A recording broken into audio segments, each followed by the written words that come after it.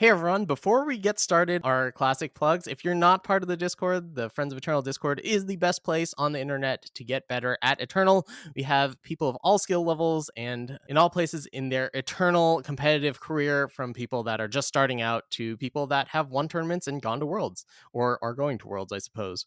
FECast would not be possible without our generous patrons over at patreon.com. If you would like to donate, you can go to patreon.com/friends of eternal. These people help us pay for hosting costs and compensate our wonderful editor, SRFS, who does an incredible amount of work behind the scenes for FECast.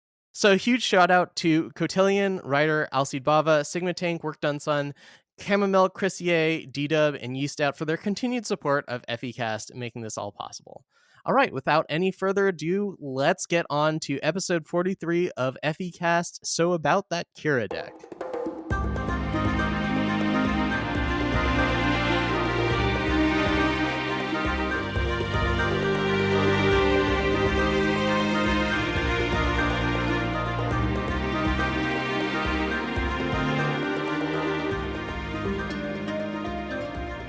Hello everyone, and welcome to FECast episode 43, So About That Kira deck. We have some huge news. We found out important information, and I'm just going to read you the message that Scarlet put out in the Discord as relayed by Collector. So thank you so much, Collector, for sending this to me. Scarlet says, 2020 has been an exciting year for Eternal organized play and life in general, and we want to end it with a bang, hopefully not the gender reveal kind. Get ready for a brand new Eternal week-long event. The Eternal celebration will run from October 23rd to the 31st. Clear your schedule because this celebration will be jam-packed with special activities, surprise events, those sound like two ways of saying the same thing, and random giveaways. Experience and celebrate Eternal with us like never before. We'll also be running the Last Chance Worlds Qualifier event that will provide you with one last chance, you see, to qualify. Yes. Why are there so many parentheses in this? Anyway, for the 2020 Eternal World Championships with the final 4 slots on the line. Keep an eye out for the news. We'll be hitting it hard, as is our quarantine habit, with plans right and details-ish in the next week. And if you want to start getting ready for the qualifiers, they will be running October 30th through October 31st using the Throne format.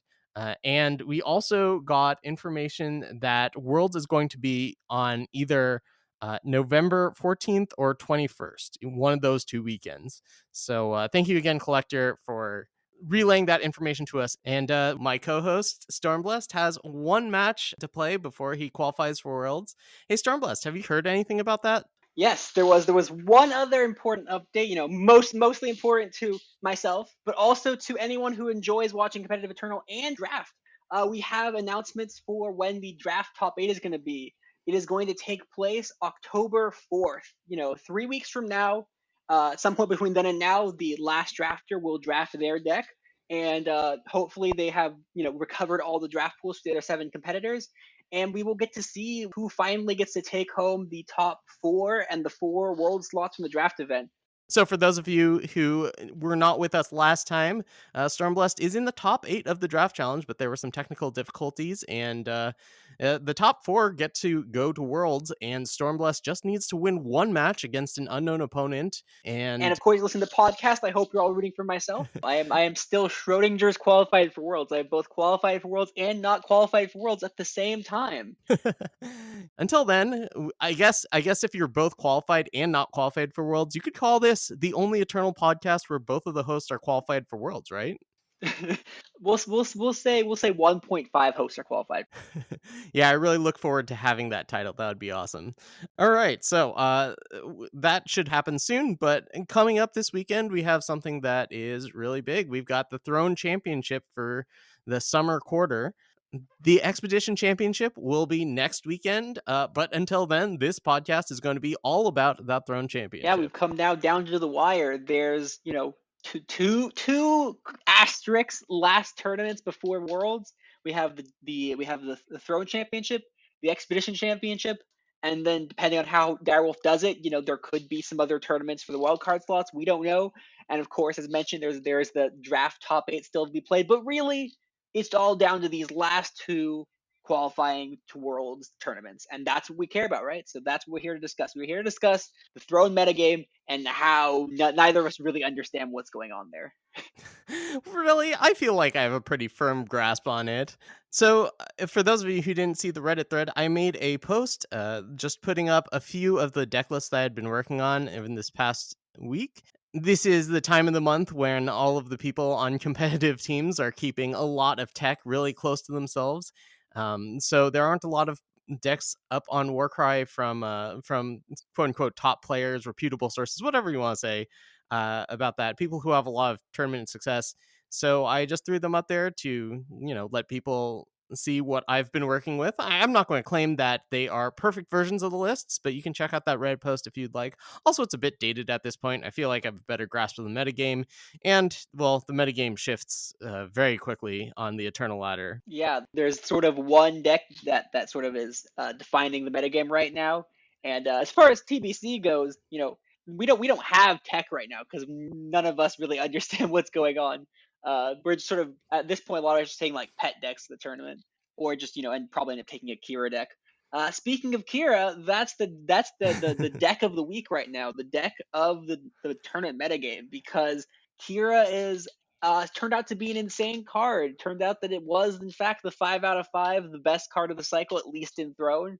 And there's a variety of reasons why. Yeah, no kidding. Okay, so let me read off the relevant text for Kira. It's a 3-cost 3/2 for double justice, and it has draw card every turn, Aegis, invulnerable to damage, and flying.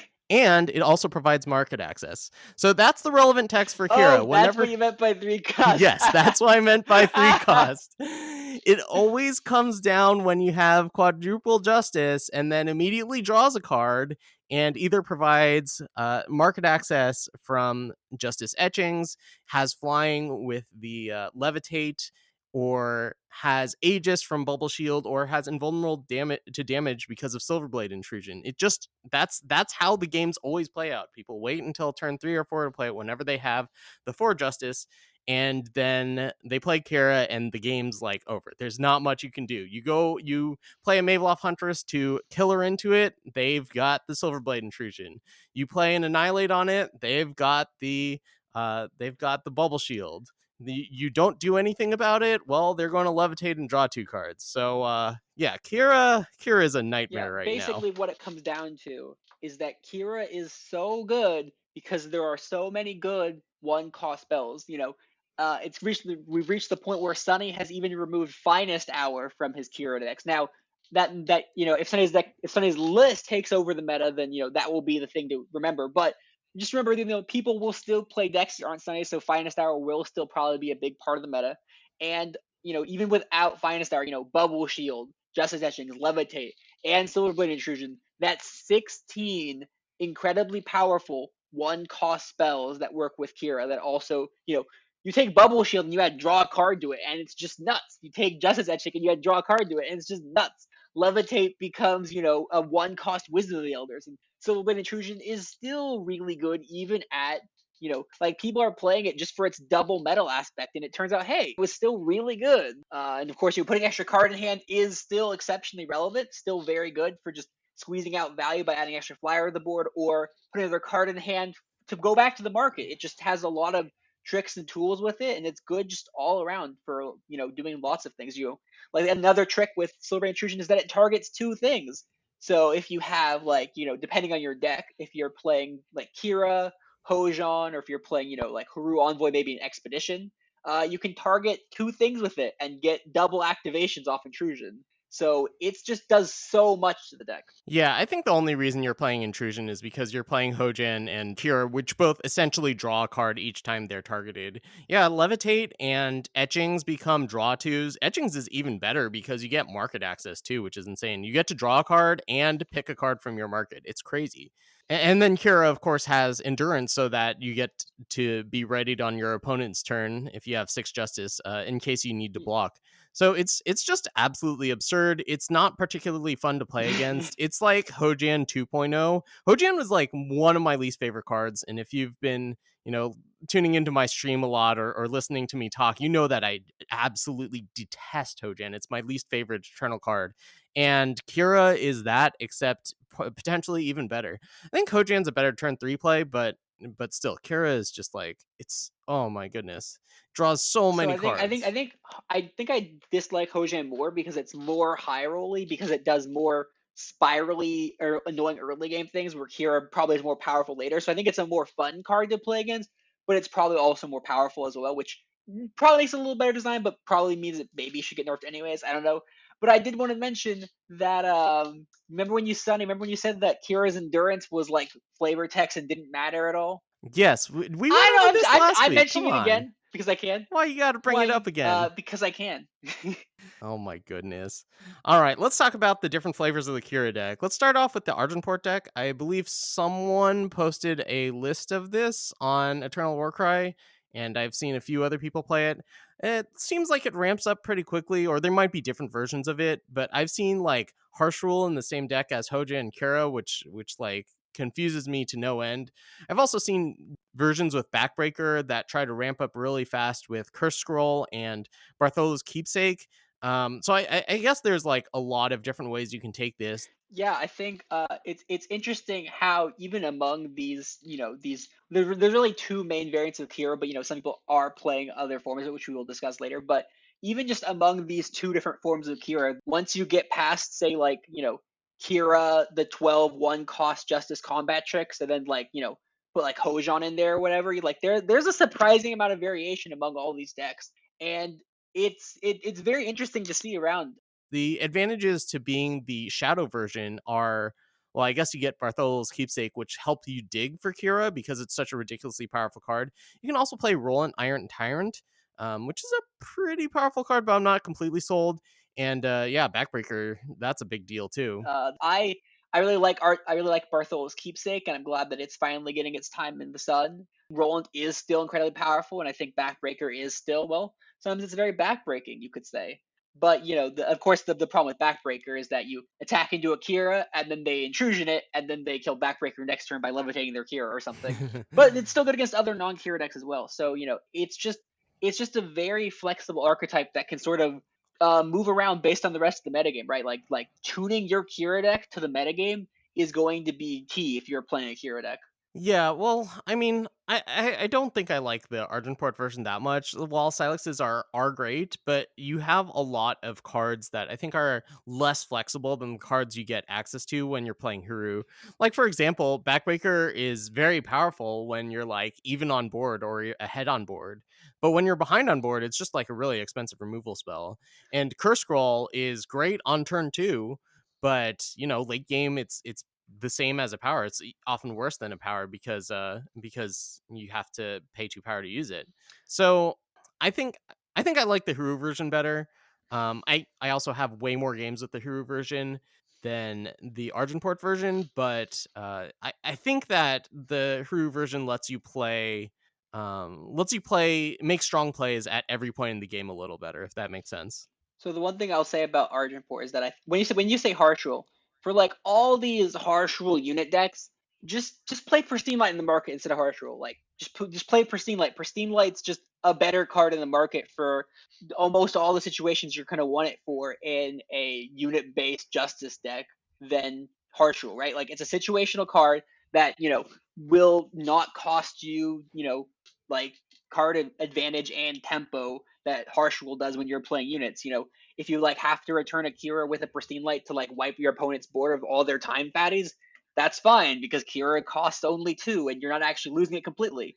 All these times I see harsh rule in the markets of these decks, I'm just like, play Pristine Light, please. But then I always see harsh rule, not Pristine Light. It makes me very sad. Yeah, Pristine Light, excellent market card in, well, most Justice decks, right? Having one of Pristine Light in order to clean up big stuff or get in that onslaught is pretty useful.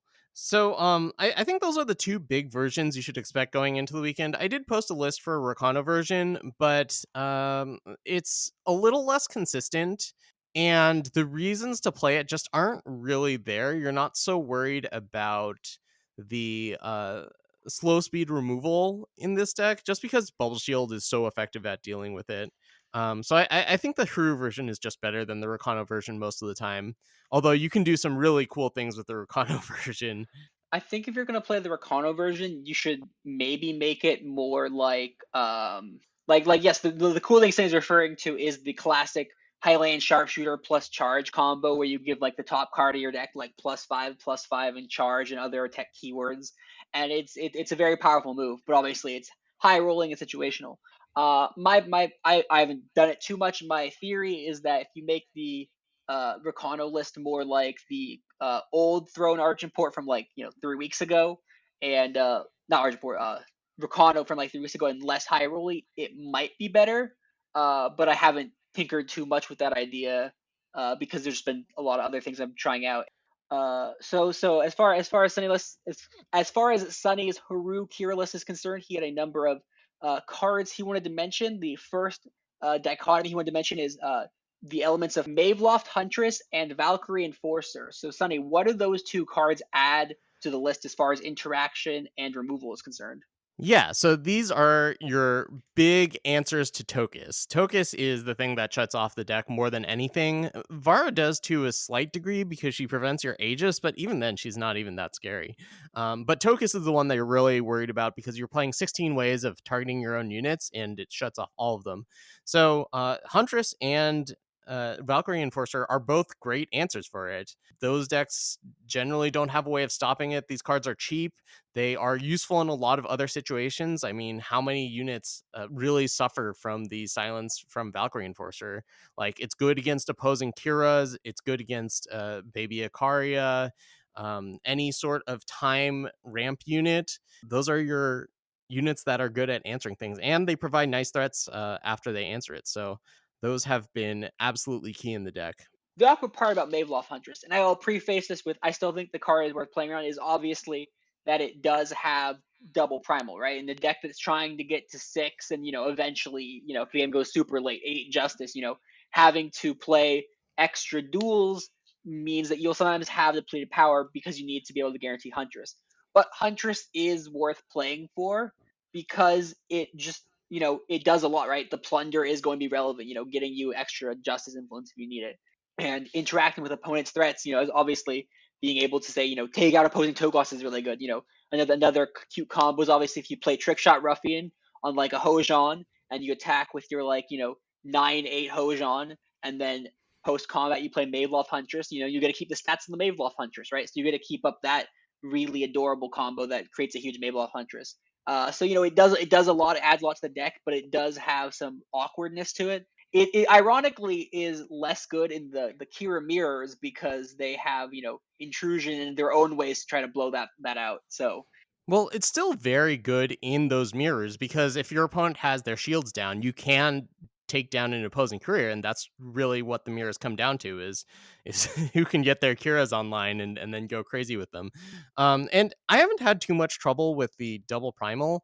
Like occasionally I won't hit it, but the deck is playing 15 duels. I took out the vows and put in crests instead. Yeah, they're always depleted, but usually you can set up the first 2 or so turns of the game and you can catch back up really quickly with Hojan's lifesteal or bring to justice from the market, which I'll talk about in a bit.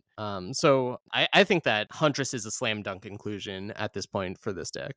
one of my favorite plays with Huntress is before Kira's active to having endurance. It's just a 3/2, right? So it is slightly less good. So you play Kira and then you play Huntress and you imbue it onto Kira and you can attack with your Huntress and start attacking with your 5/3 Huntress for a bit, and then eventually you get to activate Kira, and then now that Kira is suddenly good again, now that it's relevant again with a relevant stat line, being a 5/4 endurance and not just a small 3/2, then it becomes unattached to the Huntress and becomes its own unit again. So there are some cute ways to interact with Endurance and Huntress to sort of use your Kira when it's not as powerful in the mid game, and then turn it back on when it's a little bit more powerful in the slightly later mid game. Yeah, well, I mean, the thing about that is Kira's always powerful, so you don't ever really need to imbue it. I mean, I guess you need to kill bigger stuff occasionally, but it, that's a little too cute.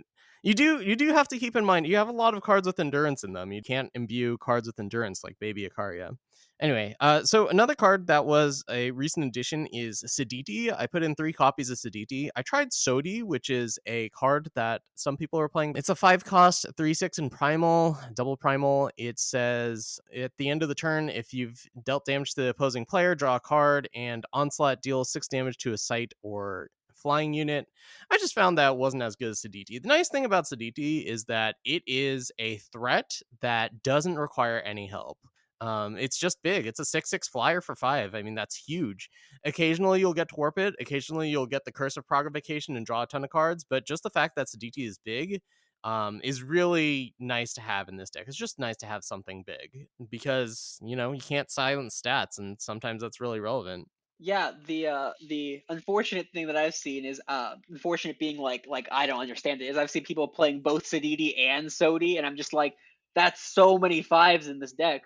But I think Sodi is a reasonable choice, but I think if you want to play Sodi in your Kira list, I think it is better in the market than the main deck for a number of reasons. One is that by playing the market, you can more or less ensure that you have a unit on board to help get its onslaught active. Plus, you can only draw it when it's could kill a site or a flying unit rather than just drawing and just kind of hoping that you can draw a card off it. Right? If you can make sure you get that onslaught active, that's when it's a lot better. So when its onslaught is both good and can turn on, sounds like a market card to me. Currently, Sunny's market does not have Sodi and has a variety of other cards. So, Sunny, would you like to explain each card in your current Kira list market? Yeah, I just want to close out that last bit by saying I think Sodi's pretty bad. one game with Sodi and Siditi, like I split them 2-2, and it just was not good. Like I would not recommend it. Yeah, sometimes you run away with the game, but those are games that you're running away with anyway, and just having a Siditi in play will also help you run away with those games. I don't think that, a card that I'm going to be able to get with only half of my market access cards Oh, that that's true. Oh yeah, God, I yeah, forgot that just etchings just exist. Oh yeah. God. So and just dies to harsh rule, which is like something that you want to be able to deal with, Eh, is where you want to be. So I'm pretty well. We'll see what I I don't come know about up that with, but harsh I rule can play. see the. I don't know how many harsh rule Uh, I expect to see. yeah, I don't expect to see a ton either, but there is the control deck, which we'll talk about later. Anyway, so my market is currently Bring to Justice, Wind Conjuring, Pristine Light, Koroviat Palace, and Embargo Officer. Bring to Justice, for those of you who don't remember the card name, is the 0 cost triple justice spell that says silence and stun a unit. If you have Aegis, then kill it. So it's a rebuke, but if you have Aegis, then you get to kill something. And that is really good with the Rhyme Conclave Smuggler. That's the Hooru Smuggler. I mean, that one gives you Aegis if you have Onslaught. So what you can do is you can play like Baby Ikaria on turn 2, you attack, and then you play Rhyme Conclave Smuggler, and you immediately bring to justice something. You get to play a 3/2 and kill something. And it's just incredibly powerful. I've won so many games just because I got so far ahead with Bring to Justice. Even if I have to use a bubble shield on myself in order to give myself Aegis, or if I have to play it without the Aegis for some reason, like I'm getting it off of a etchings, it's so good. And I think that's like part of what really puts this deck over the top is that it's so brutally efficient so often. Like you can also conceive of lines where you play a Kira on turn 4, you bubble shield it, and then you play etchings, and then immediately you have an active Bring to Justice. So I think that Pristine Light and Croviat Palace are pretty much shoe-ins for the market of this type of deck. Palace is just so good when you're on the offensive, which is most of the time.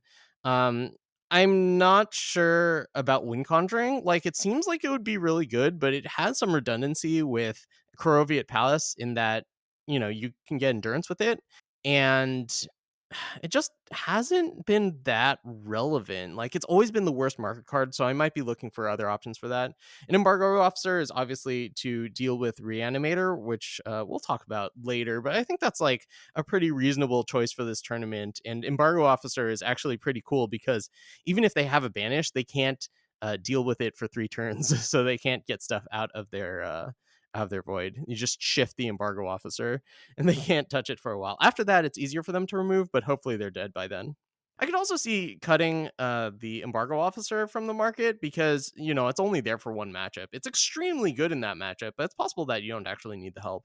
But I don't know. Maybe you don't need the help in other matchups too. Maybe if you just change Wind Conjuring to something else, you've got all of your bases covered in all the matchups. Anyway, at this point, I'm like pretty certain that I'm playing this deck. I've gotten a lot of reps in. It just feels absurd. It's so difficult to fight against Kira, and I've certainly done that. Like, I've attempted to be on the other side of things, and the methods are just not good enough. Before we talk about some ways you might be able to fight against Kira, I just want to bring up a few cards that I'm not playing that I've seen in other lists. One is Poaching Drake. That's the 4/3 that transforms a unit of cost 3 or less to a 2/1.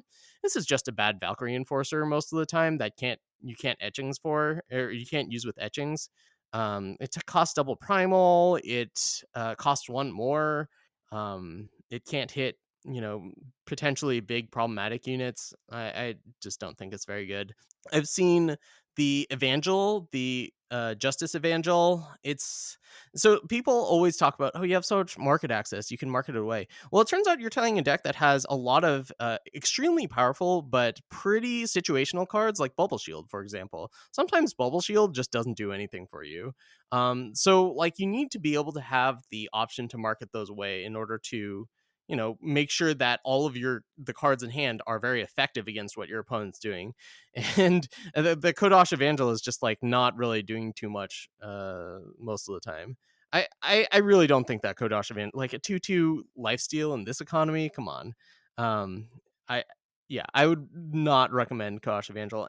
Yeah, I think that, there's just not enough payoffs in this deck for having Justice Influence. If you compare it to, say, like the old the TBC list from that one ECQ from a few months ago, or was it like a month and a half ago? The difference is that, back then we had Bullet Shaper, and that was just an absurd way of generating influence, right? So you could be like, oh, but now we don't have Bullet Shaper, so Evangel might be a little better.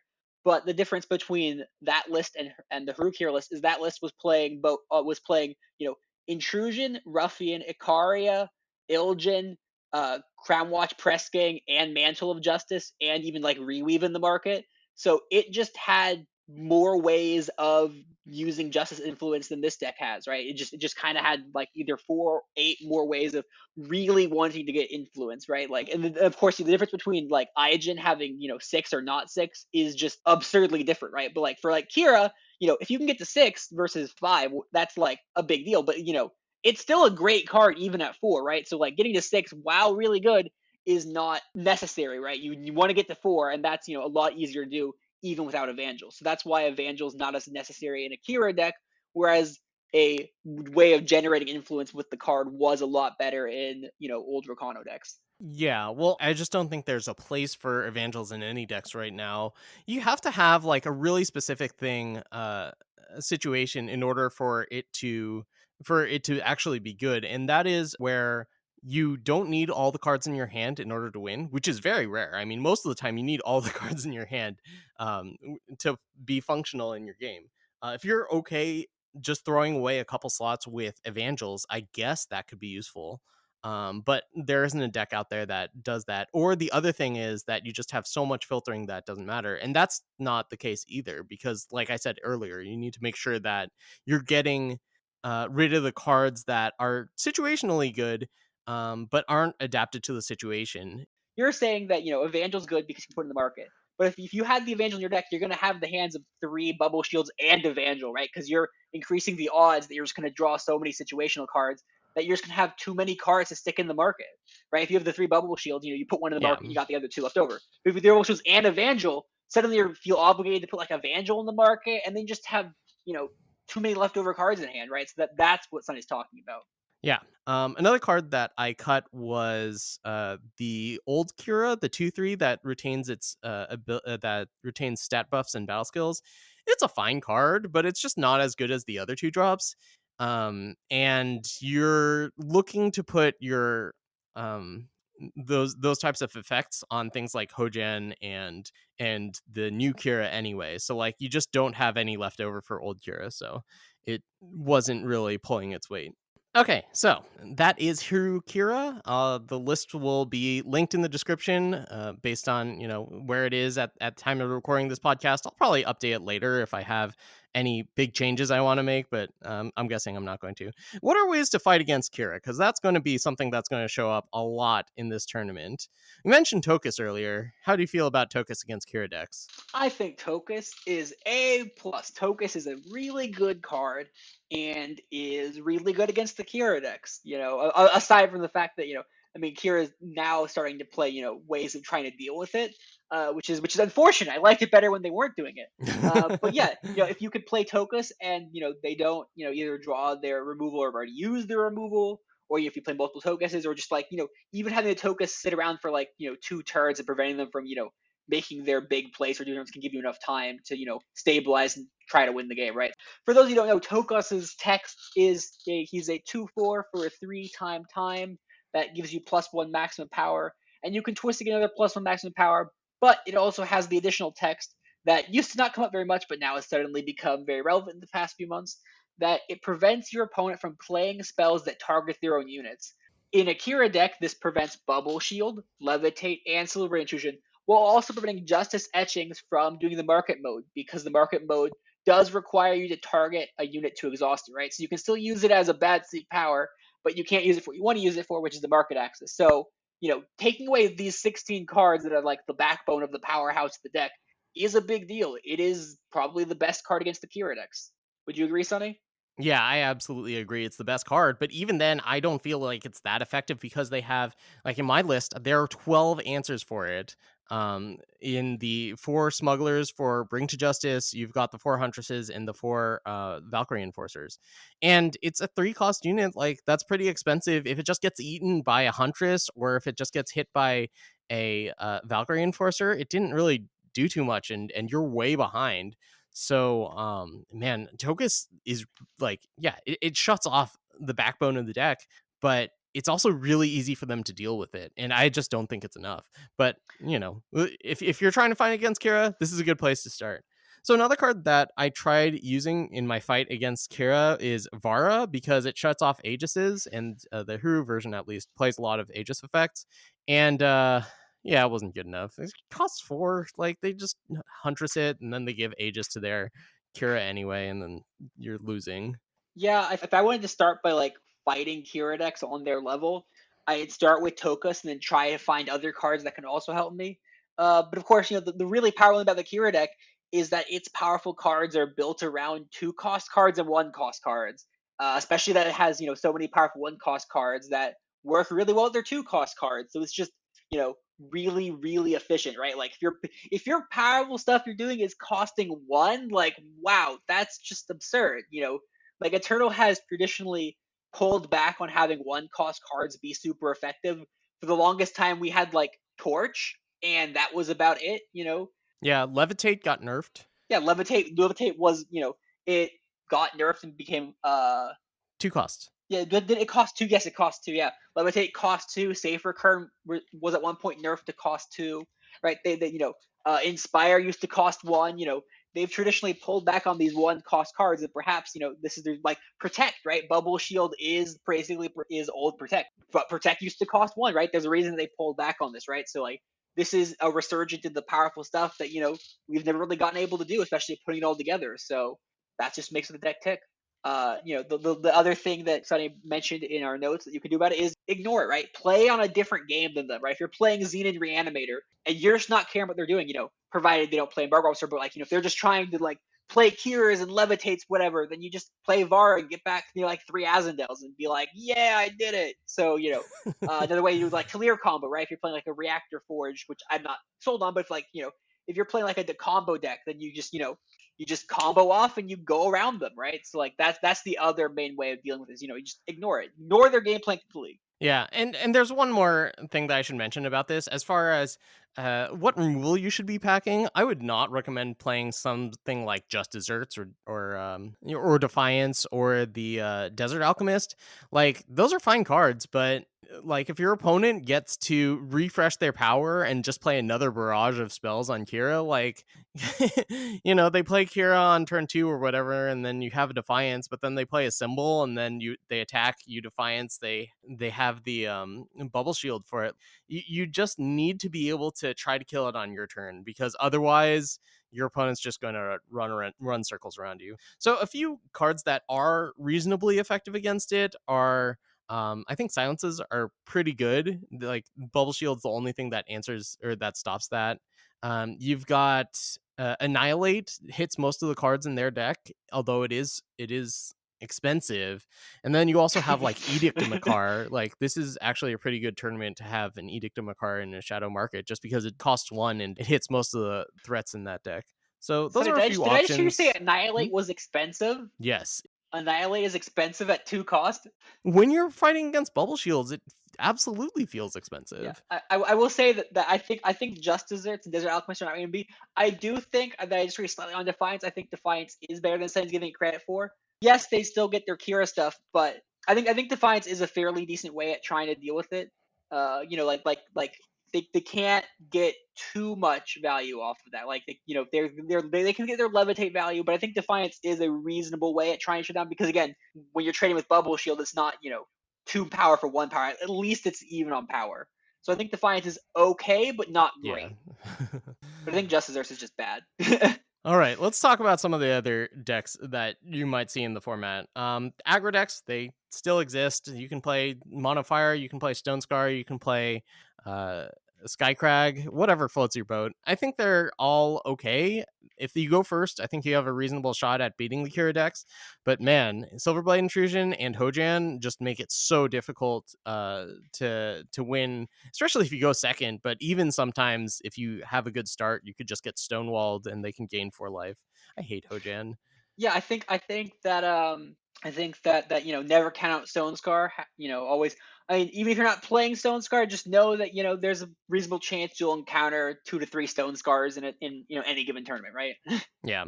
The next thing is there's always going to be these like Hooru 3 faction control unitless variants running around, right? People playing. Maybe these people are the ones playing the harsh rules. They're the ones playing the defiances, the torches, right? They're trying to not play units and go around. The downside, of course, is that into the Kira metagame is that one of the powers of unitless is that if you're playing against like mid-range decks, you get the benefit of making the removal useless, right? If you're playing against a shadow deck, that's playing annihilate, and you're playing no units, then their annihilates are stranded in their hand. But for the Kira deck, all their interaction is unit based, right? So like, bubble shields, intrusions, levitates, all these things are still actually perfectly fine versus these unitless decks as they would be versus a deck with units. So it's less relevant there. But the big advantage to these decks currently right now is Jotun Hurler. Snowball has, 8 targets in the deck if you can play it early. You can hit Tojan or Ikaria. If you can force them to play an actual card to get rid of your fate card, that's a powerful thing you can do. But aside from that, they just seem a little bit slow and not very well positioned. Truly. I don't know. I could see control being a good choice for this tournament. But I'll tell you about this. I've been playing a lot of Hooru Kira, as I've mentioned. I played against a control deck, and I was, I mean, they were playing World Pyre for 8 of the Hooru. I mean, I was keeping right up with them in cards. They played through 3 8 of the Hurus, and it was still a close game. It took the 4th 8 of the Huru to actually win the game for them. And that's, like, that's not a good sign. If you need all 4 8 of the Hurus to beat this, like it was 4 8 of the Hurus and 2 channeled the Tempest or something that was actually able to finally beat me. Like, it's so hard to outcard these Kira decks. And especially when you're playing control deck, you have a lot of like expensive effects. And when you're fighting against the deck that's everything is cheap, it can be really tough. And they have a lot of Aegis. I do think that the control decks are pretty good against the other decks in the format. So I think that this might be a good choice for the tournament. Yeah, I will. Okay, I'll say this. I wouldn't be surprised if one of these, classic, well-known players for playing control takes it down with whatever control deck they want to bring. Like, like an Ant-Man taking it down with whatever control deck, or like a ZDCH bringing like, Haru control. I think like Gurgurk PM is also is known for taking like unit lists into every tournament, right? So like I wouldn't be surprised if any of those names end up taking it down with a unit list deck. Yeah, I think it's a reasonable choice. It's not for me. I make so many mistakes when I play those types of decks. Yeah, I'm not as not as good at playing these unit list controls as some of these other names on the list, so I probably wouldn't take it either. Another deck archetype that is okay is a Xenan Reanimator. The deck no longer plays Forgotten Find; it's now just playing Hourglass, which says at the beginning of your turn, play a power from your void, and you're playing Vows in order to fuel putting power in your void. So that way, when you play Hourglass, you can ramp out every turn, and then you can play Katra, and you can ramp out a lot.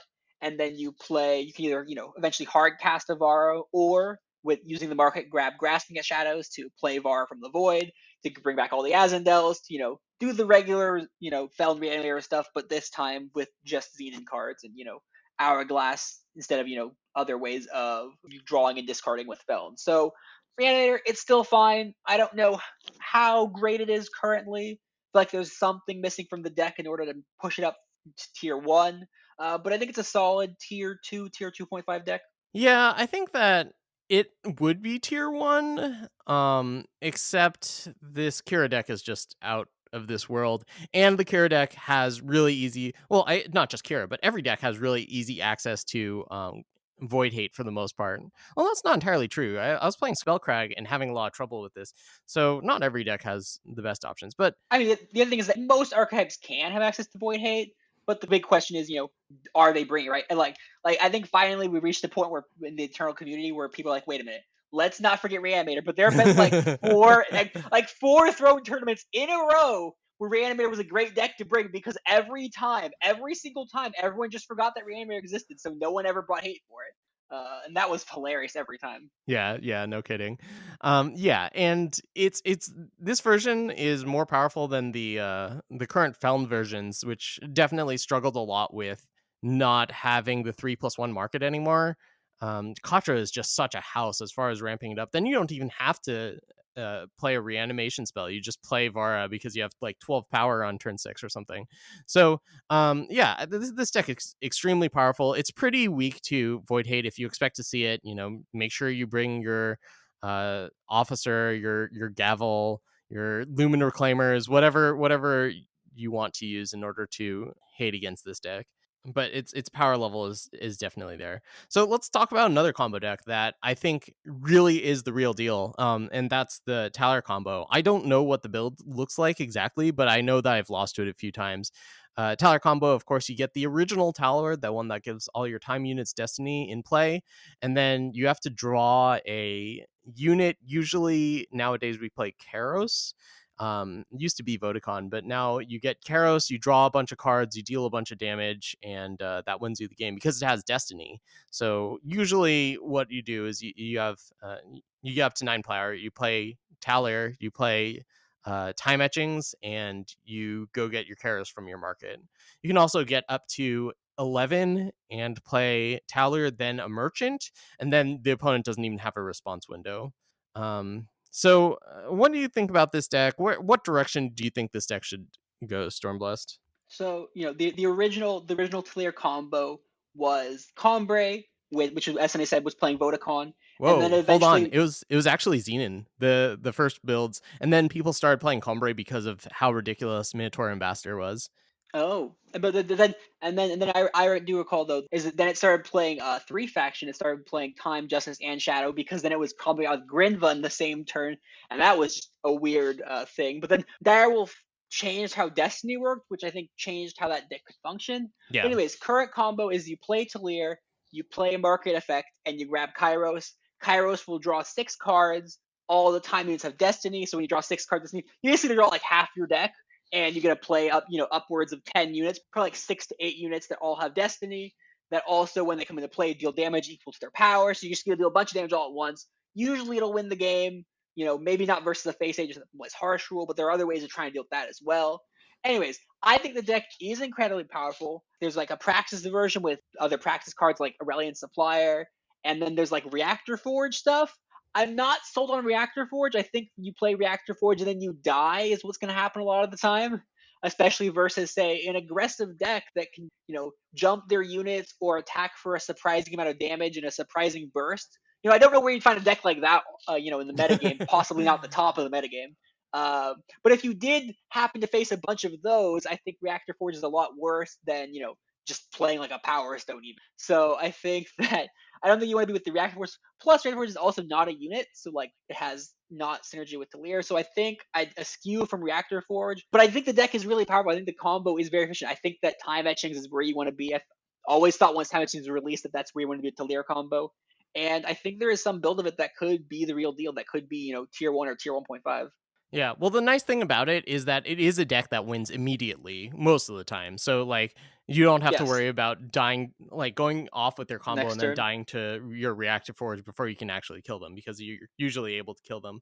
Also, now that we're not playing Vodacon in these types of decks, you don't have to be all units. Granted, you do want a lot of units, a lot of time units especially. So you can play a little bit of interaction in, like, Torch and cards like Power Stone or Reactor Forge. Interaction is so difficult though, because like it matches up so poorly versus Kira.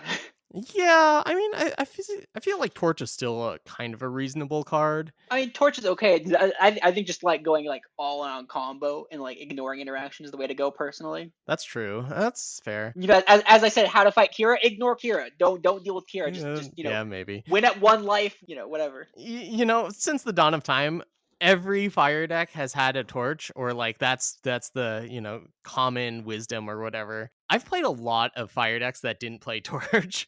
Like at the ECQ that you guys brought Rakano, I was playing a Rakano deck that just didn't have torch in it, and I've also had that really big Praxis deck way back when that just didn't play torch. To be fair, for that tournament specifically, Torch did get nerfed to being slow. When Torch was fast, it was a lot less reasonable to forego Torch in your fire decks. But once Torch is slow, it is and that's part of why I think Direwolf made Torch slow, is that it made it a more interesting decision point in deck building, right? Do you play Torch or do you play Seer or whatever? Yeah. Probably still Torch over Seer, costing one less is still valid. But the fact that there is that question, I think, is part of the reason Direwolf made the decision. Torch was the best card in Eternal for the longest time. I mean, Direwolf said that it had the highest win rate out of any card played in Eternal for years. Yeah. So I think Talir combo is there. I think Praxis. I think I also like Xenan Talir or Mono Time Talir, where you're not even playing fire. Like, why are you doing a hard cast Kairos anyways? You don't need a hard cast. You could play time based any Talir deck. Combre Talir, any Talir deck can play Kairos because it secretly doesn't have influence. I mean, it has like time influence, but that's about it really. It has time influence, so it can be gotten off Talir as a time unit to get played with Destiny. But aside from that, it doesn't really have influence. Another deck which Suny has seen more of than myself is some kind of Stonescar Sack relic archetypes. I'm not sure what he's talking about, so I'm going to let Suny explain this one to us. Yeah, so I've seen a few people play this deck. It was really interesting. It's playing cards like Kindling Carver and Strange Burglar that get value from sacrificing units, and then cards like Kato and Grenadine Drone. And then it pairs it with relics like, geez, I've seen Rat Cage in this deck. Like, I would not expect a Stonescar Rat Cage deck, but here we are. So you can play things like Rat Cage and you're Shrine to Carve It. Yeah, and Shrine to Reactor Carve Forge, It. you said? And yeah, you can play Reactor Forge because you end up gaining a lot of life because of Shrine to Carve It. Like, you have ways of using the power in Strange Burglar, and then you have ways of gaining the life back with Shrine to Carve It. So it's kind of a resource loop, if you will. And it's surprising. Like, I see an opponent playing Stonescar Rat Cage, and I think that, what the heck is this, right? But it actually seemed to be pretty functional, and with some tuning here and there, I think it could be a real deck. I don't know how well it matches up to other decks in the format, but just wanted to mention it because I think I was impressed. Yeah, I haven't seen this deck. I would label it under the last preview of decks, which I would call the other of the other decks. I think that from my experience on the Throne Ladder, there's just been a bunch of different decks. You have like the Kira decks, which take up if not the majority, the plurality of the decks on Ladder. But aside from that, I think it's a very there's a lot of different decks out there. Like Sunny said, Sky Crag, Stone Scar, like this Talir stuff. I've seen a variety of Xenan decks. I face up even Elysian once or twice. There's always even Paladins on Ladder, although I didn't see any of those in the tournament. But I think that there's just a lot of decks out there, right? There's always some people that are kind of jam at any cost spell and at any of their own cost of their own, of anything. But I think that there's just that in a sense, there's a lot to contend with as far as like what do you think the metagame's going to be? Because I think the metagame is going to be a variety of decks, but I think like upwards of like 30-40% of the metagame could be fall in this other category of just decks that you don't expect. Yeah, I mean, it's thrown. People are going to play the decks that they like, right? It's rare that a deck goes from being viable or like remotely viable to just not existing anymore in Throne. That's how it works. There's no rotation. So people are going to play the decks that they like. They might not be the best suited to the metagame, but hey, I always say, play what you're most comfortable with because people make all sorts of game losing mistakes all the time. So make sure that you're comfortable with the deck so you're minimizing those. So yeah, we could see a lot of these other types of decks, even if the plurality is the Hooru Kira deck, and I still don't know how I'm going to beat it. I think I'm probably just playing it at this point. Yeah, I mean, I might not be playing Kira because this is one of my weaknesses, and I share this weakness with a lot of the members of my team, is that we don't like playing the level 1 deck. Which gets into trouble when the level 1 deck is just the most powerful deck, right? So sometimes, like, with like even Elysian, I knew I definitely didn't want to play the level 1 deck, but like the Argenport metagame, the Expedition Argenport, where like Argenport was like all the metagame because they introduced Tazboon to the format. I didn't play Argenport that ECQ, and that was a huge mistake. So it's possible I should just get on the Kira wagon because it is a very powerful deck. Yeah, I think both you and I are huge contrarians, so like convincing us to play the level 1 deck is a pretty tall order. Sonny, I'm not a contrarian. How dare you say that? Yeah, right. Okay. Anyway, so like I'll usually try to figure out a way of beating it and play something else. Like there was the tournament where I played Rakano Valkyries. I forget what the most common deck was, but like I was one of very few people who brought Rakano Valkyries, and everyone else who top 64'd with it just copied my list. Just because I didn't want to play whatever the deck of the day was. And also the Even Elysian tournament, I figured out a way to not play Even Elysian at that one. Anyway, best of luck to everyone playing in this weekend's tournament. Games will be from 9 a.m. to 9 p.m. Pacific on Saturday. And, we're expecting a 10-5 record to be at least in contention for day 2. Some people are going to have buys from having 75 QCPs. I am one of those. Are you one of those, Stormblessed? I am not. I represent the casual side of this podcast where I just didn't want to invest the time and energy, and like it is a significant time and effort investment to get top 20 like 4 months in a row or 3 months in a row, whatever, on both sides of the ladder. That just wasn't what I envisioned as fun. So I just got to my 25, and I ended up like getting like top like 32 at like one of the other events over the summer, and like I think I got like 15 from that, so they have like 45 or something like that. But yeah, I basically was like, I'm just gonna get 25 and I'm gonna call it good. I don't want to just burn myself out on Eternal, so I'm not gonna do that. Says the person who got the buy for the draft tournament, but you're also in the top 8, so I mean. But the buy for this was so much easier though. It was across 8 months. You only get 50% of the time to get top 20. This is not 100% of the time. That's so much easier. It's not top 20. I don't know what the math checks out to be, but I somehow like I don't ladder that much, and I don't think I hit masters in both formats every time. But I have over 75 points. It totally doesn't matter for me too. But like I don't feel like I tried very hard for this, and yet I feel like I have 75 points easily. I also very rarely hit double masters. I normally just focus on like one format a month, so like that doesn't help my chances either.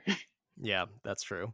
Anyway, best of luck to everyone out there, and I hope to see a lot of you in FE in top 64. We usually have a great showing from members of the Discord. As always, it's the place to be. You should come by, hang out, get better, chat with cool other FE people on the Discord. But yeah, I hope to see lots of you at the tournament. I hope to see lots of you in the top 64. As always, have fun playing Eternal. Yeah, thanks for listening. We'll be back next week with the Expedition Championship preview. Until next time, we will see you in the friend zone. The Friends of Eternal Discord is the best place on the internet to get better at Eternal. We have players of all skill and experience levels, all happy to help each other out on basically any aspect of their Eternal gameplay. And making all this possible is our generous patrons over at patreon.com. If you'd like to support FECast or Friends of Eternal, consider donating at patreon.com/Friends of Eternal. Thanks again for listening, and until next time, we'll see you in the friend zone.